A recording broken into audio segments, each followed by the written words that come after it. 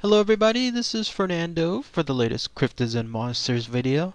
Alright, let's go ahead and we'll start another entry here, another set of 5 videos related to some of your past suggestions. Again, I had a huge blast doing some of the other ones last go around, so I thought I would stretch it yet again for another 5 videos. And one more time, I'm going back in the past, either most recently all the way till about maybe 2+ years or so ago when I first started taking suggestions and perusing through all of those past suggestions and finding ones that slipped through the cracks. So again, a huge blast I had, so I was very happy to continue this. So be on the lookout for another set of videos on this soon. This one was recommended a little over 2 years ago, and it has to do with a creature. I was kind of debating about whether to add it on truly the Cryptids and Monsters side or one of my other categories. I think ultimately it falls more on the monster side. That's why I'm including it here in this series, and I hope you'll find that if, once I give that information that you'll agree. But it has to do with a very interesting encounter that it seems like it's just one of a kind. One monster, one instance, no known records of anything else thereafter, but it still makes for a very horrifying tale. And there's various versions of it too. I get the sense that I got, especially when reading some of the articles and people adding their own comments too, is that over the passage of time there seems to be more layers that people just naturally add on, like they're either embellishing or more information, new information comes out. Who knows? It's up for you to decide. So it has to do with this monster. Now that it goes by 2 names, but at least the more commonly known name is the Phantom of Croglin Grange. I hope I'm saying that right. But it also goes by the name of the Croglin Grange vampire. So normally I wouldn't talk about something, let's say, vampire related, because that's a whole other different mindset, a whole other different theme. But be reading this information, I thought it would still be pretty good. So here's how it goes. The dates are a little strange too. Either they go back to the 1600s, which I don't think it was that far back, or the early to mid to sometime late 19th century, which I think that's more likely. It all depends on, I guess, who was first starting to report this tale, because apparently this started either in the early 1900s in the books or towards the late mid 1950s. And it just depends on those sources. They were either citing it early 1800s or a little bit past that. So, in other words, the time of this particular tale is still up for debate. But here's how it goes. There was an area, this is actually one of the most well-known tales, vampire tales or monster tales there in Britain. There was an area there in Britain called the Croglin Grange, hence the name of the Phantom of Croglin Grange. And there was a house that was people were living there next to a cemetery, and the owners of that house apparently were called the Fishers. They decided to put up the property for rent. They were just going to move elsewhere, and they were waiting for someone to take over the property. And then cut to about a couple months later, and sure enough, there were 2 brothers and a sister whose last names were Cranwells. Nothing I could find in terms of their first names.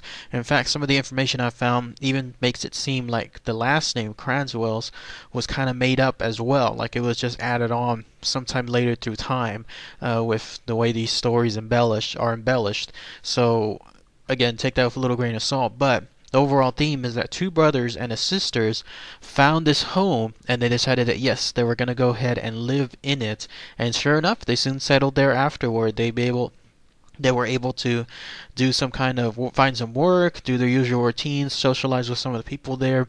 So in other words, they became ingrained with the village.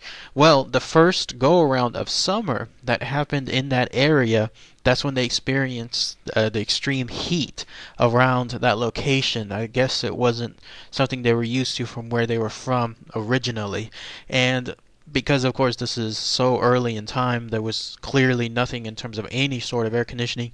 The only way to truly have a good night's rest to essentially leave the window open. So the sister, Mrs. Cranwell, I don't know how old she was, didn't sound like she was married as well. So her usual custom was to go to bed at some time at night and then leave the window open. Although in some tales that I was reading, some variations of this, she would lock it tight. But I guess because of an unusually hot night, then she would leave it open. But in this case, at least for this particular night, I'm going to go with the fact that she left it closed because some of the parts later on in the story have to do with this monster and why it was approaching that window and did what it did afterward. Also, various versions of the story state that Mrs. Cranwell, she slept either like heavily clothed or she slept, I guess, in a much lighter clothing, like nightgown of some sort. But it all depended on the story and who was telling it. But because it was so hot outside, I'm going to go with the fact that maybe she was more lighter clothed. Well, in any case, there she was, resting in bed, when something, I guess, caught her attention. Maybe it was the sense that something was coming up. It was that foreboding sense, that sixth sense, if you will. And she decided to get up and look out the window. And remember, that house was next to a church, to a cemetery that had some kind of set of graves. And she just happened to look outwards into that cemetery, and I guess towards a hill, towards the distance, and she could see what were these 2 points of lights. That's what she described them, moving across the blackness of the yard. This was again early time period. There probably was no lights around that area. It was probably just moonlight when it came to any kind of illumination. So you can imagine that she sees these lights. They definitely stand out among all the darkness. So the way the story goes is these lights slowly but surely started to move towards her direction, towards her window. Also, various versions of this say that the house, it was just one floor and that she happened to be there on the first floor, or they say that this was a two-story home and she happened to be on the second floor. So either way, the whole point was she was looking outward and she saw these two pinpoints of lights slowly but surely moving towards her. Now, the way the story goes is she backed up and she decided to go back to bed, maybe, not paying attention to it anymore, maybe it'll go away. But then either she went back to sleep or she kind of dozed off very lightly, not necessarily asleep, but still not necessarily awake. And then in her quote unquote slumber, she was suddenly jolted awake by a low rustling, some kind of noise that she heard, this time straight outside the window. And when she turned to look at it, that's when she got like the horror of her life, because she saw those same 2 points of lights, but now she saw where they were truly coming from. They were coming from some kind of monster's eyes, something in terms of 2 points of lights straight coming from the eyes of this thing, whatever it was, as it was just peering inside her window. The way she described it was it could have been something in terms of demon type eyes. And so there this thing was. The noise, this low rustling, happened to be the fact that the window was shut. Remember, I was mentioning that a couple of minutes later. The window was shut, and it was using what she described as its long, freakishly long hands along with nails to pick at the lead from the panel, I guess, whatever that panel was there on the window. So it was either probably like trying to scrape it off, or it was using its long nails, whatever it was, its claws, if you will, to try to slowly pick at it because it was shut from the inside. And at one point, then it was able to make one of those glass panels fall away. And it was at that perfect instance where she knew that things were completely going to change, because the way she described it, that window swung open, and then in one very, very quick motion, but to her probably very slow, this thing climbed, whatever it was, climbed through the gap, and then with almost a cat-like reflex went straight to her. In fact, it placed either a long hand right on her throat, or it did something in terms of incapacitating her right on the bed, but it was on top of her right then and there. No real description as to how this thing looked like per se, in terms of, let's say, its skin color, or in terms of the top of its head, like if it had any hair, or how the rest of its mouth looked, anything along those lines. That it just looked like probably something very sinister looking, and something that would look just crazy, just something that you would not expect to be there at night. So Miss Cranswell, of course, she screamed for her life whenever this was happening, and that's when the two brothers who were there also in that same house but just sleeping either across the hallway or maybe on the first floor, depending again on the version of the story that you read, they ran into the room and they saw this thing, whatever it was, this monster, strangling her, and it was also biting onto her neck, and they saw that there was blood that was flowing from her from the bed because of this bite. Well, this thing, whatever it was, it pretty much immediately just jumped away, and then it flew right across the window. Not flew like in a sense like it actually flew, but no, just moved quickly enough so that it was away in an instant and then outside and then going across whatever that blackness was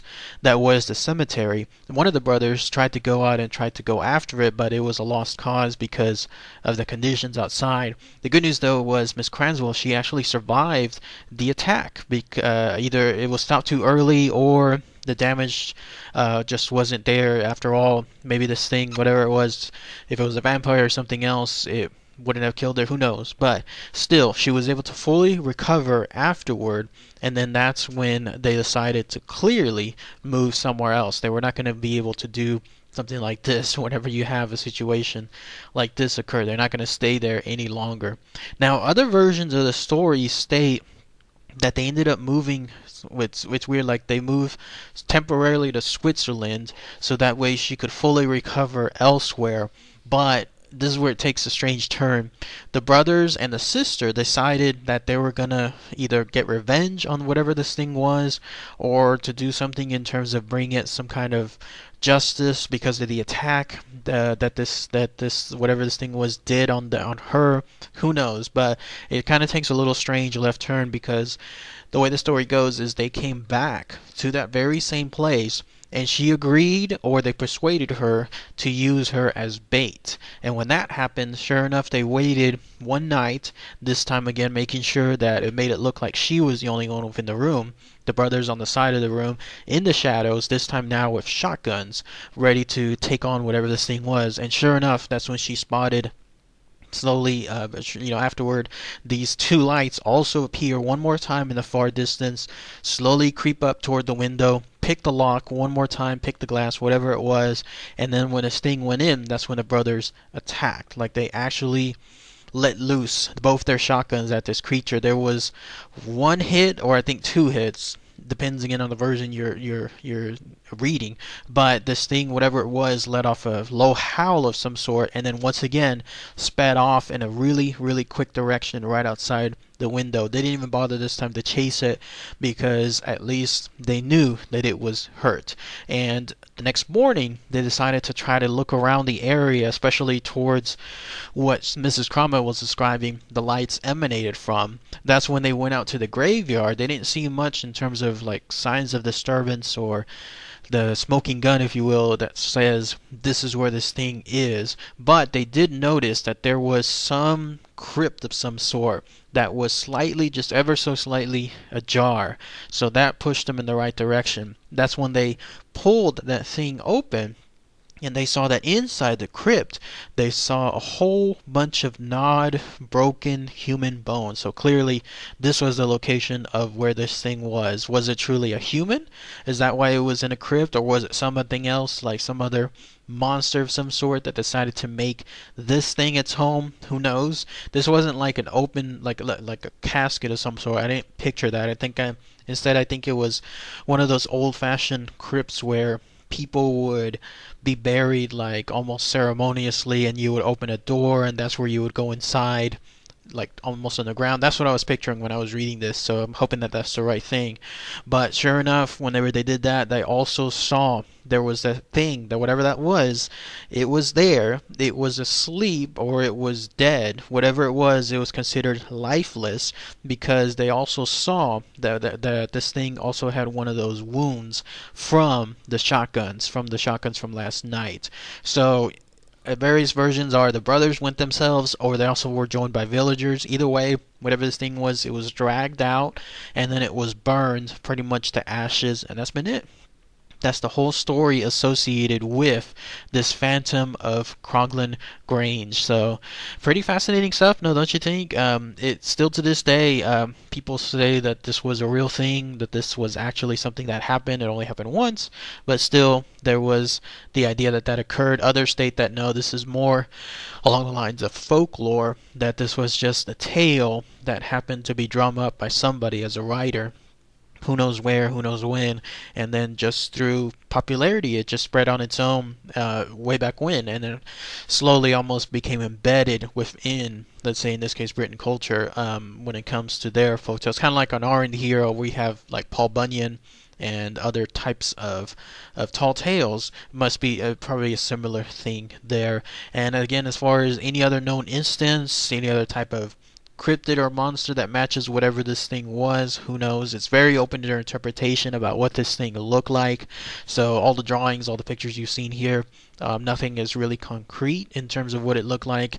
If some people believe it's more along your lines of your average vampire, like it looks like your average man, it just happens to have fangs, that could work. Others, another interpretation is more along the lines of a true monster, something that was just otherworldly, maybe either some kind of, in some cases, extreme cases, like some kind of demon, or who knows, but it's up for you to decide. So anyways, that's all the information that I have here with the Phantom of Croglin Grange, otherwise known also as the Croglin Grange vampire. If anyone has any more info about, especially other tales in that area about this thing, that would be really, really great to hear too. So, right, everybody, thanks again as always. Take care.